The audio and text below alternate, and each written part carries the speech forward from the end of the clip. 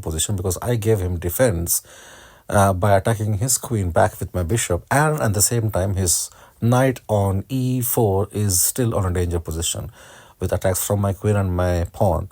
And then he goes back, but he loses his knight as promised. So I take again an upper hand, and he strikes back my pawn, which is fine. But now what I do is, this is a twist right here. Again, I hook his knight on this position of e4 by giving him a tough position, and his knight is locked because if his knights move away, if his knight moves away, then my rook will take his queen. So again, I have given a discover attack from here. This is again a discover attack, and at the same time giving a checking position to his king's pawn. Basically, the 3 pawns or 2 pawns on the king on the front, giving a frontal barrier, a castle of protection to his king, is not to be watched over by the opponent's bishop. This is basically a striking attack, and he defends it off immediately, but to defend my bishop off.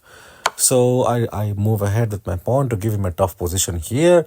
This is basically a tricky one because I give him a pawn to bait his knight, and also give him a position to strike my pawn back, so which he realizes in advance and moves his knight first, moves his queen first along the way. Now I did a big so when he does that, he doesn't realize that he comes in my bishop's path. This is what actually, when you keep two of your bishops, if you can see on the column C and D, C4 and D4, I kept 2 of my bishops. It basically occupies the whole of the board.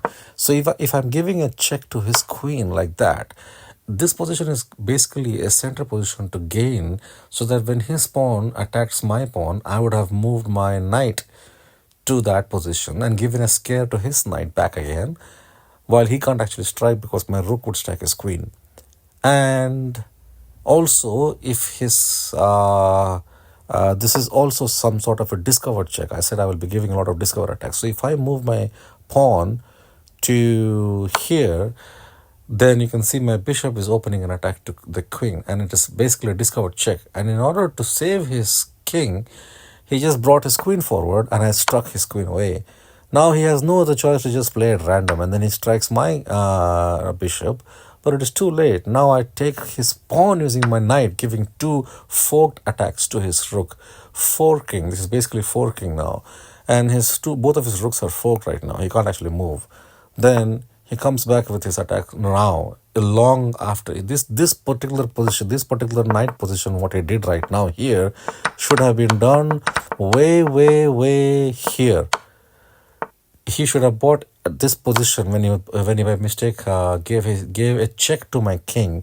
He competed for checking my king. Instead of that, he should have bought his knight to c5 at this time.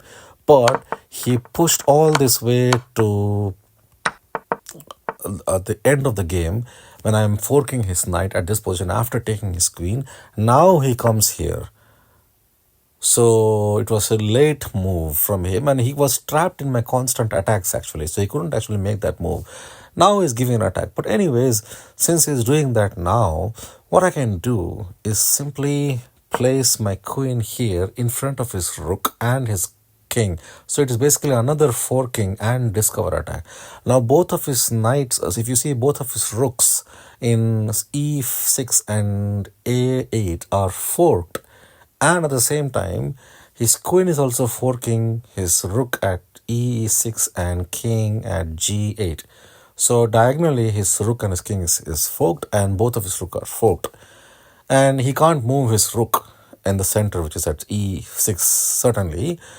And he needs to protect his knight at c5, or he needs to protect his rook at a8. What he does is he basically moves away his knight and then tries to give an attack to my rook. But I don't give much of a shit here. I just can take his knight using this rook. I could have actually taken his rook using my queen and then gave him a further check, but I didn't do that. I just moved away from here, so that now I give him a chance to do something what he wants. He gives me a check, but that doesn't actually scare me. Now this is an interesting part. I give him a counter check by discover attack from my queen to his king and block his rook off. Now he doesn't have any other option but to just move his king, which he moves his king, but I then smash his rook. And then he's left with nothing but just a knight. So this was really interesting. I can play back that move again. So it was here like that. And when he moved here, he tried to take my rook, but I pinned his rook with my queen. And at the same time, what I did was took his rook here. I did not strike it with my queen, but I struck it with my rook so that it becomes a discover attack. So now he comes here to give me a check, and then I rediscover that attack, giving him a check again, and then smashing his rook after he moves king. So now he just wanders around. He comes here to attack my queen, but what I do is give him a check using this and becomes a checkmate instead. So I was brutal in giving him continuous check, and this becomes a checkmate because now his king cannot move to f7 because it will be a check by queen, and then it cannot move to, certainly it cannot move to e7 because it's a check by my pawn, and in the nowhere in the row he can move because it's my rook actually checking the whole row. So done, game over. Bye now.